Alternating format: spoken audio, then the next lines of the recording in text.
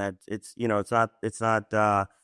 it's Donald Trump's plane. It has Trump on the side, right? Like you see the word and name Trump and you think of a person. You see Trump Towers, you think of a person.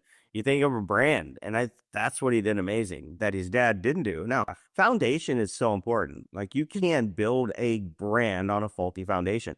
Can you imagine, Jake, if Fred Trump had ruined the name Trump? Yeah. Could you imagine where Donald would be today if he had ruined his name? Like he wouldn't have been able to build a brand around the name Trump. He would not have been able to call it the Trump organization because the brand would have been tarnished. And so I think it's important to see that although Fred may have not had the fortitude and the vision that Donald did, I think he saw and was able to protect the brand, protect the name, and kept that name clean.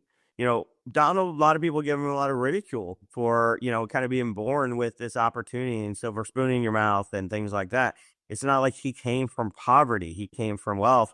And so people kind of give him a hard time. But, I think it's sometimes harder to take something that's successful and make it bigger and better, you know. And then the second thing is, I think, stepping out of Fred's footsteps, his shadow, if you will.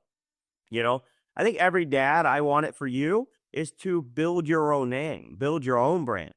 And so, like, how incredibly hard is that to step out of that? I'm not sure, and I don't think this is the case anymore. Obviously, with Donald Trump being the 45th and 47th president of the United States of America, that people say, "Hey, you're Fred Trump's son, right?" People don't say that anymore.